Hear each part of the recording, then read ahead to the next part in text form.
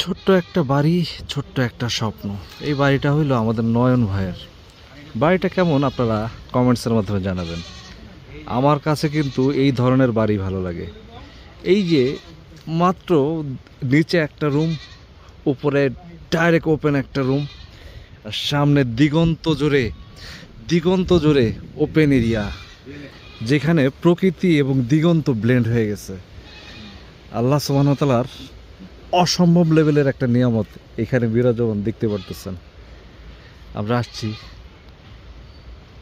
ঘরটা দেখেন, নিচে একটা রুম, আর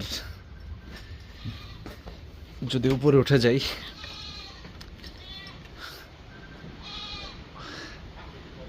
উপরে একটা রুম।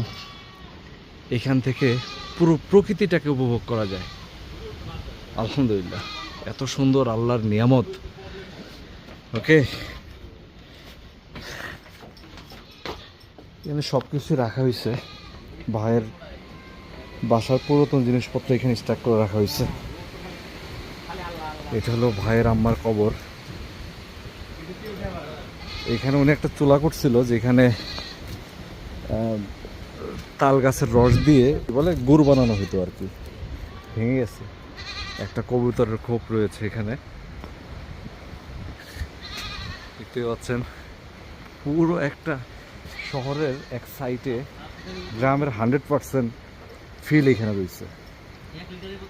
সব ধরনের গাছ এখানে, কাঁঠাল গাছ, জাম্বুরা গাছ, পেঁপে গাছ, তাল গাছ, আম গাছ, কি নাই এখানে সব আছে এখানে।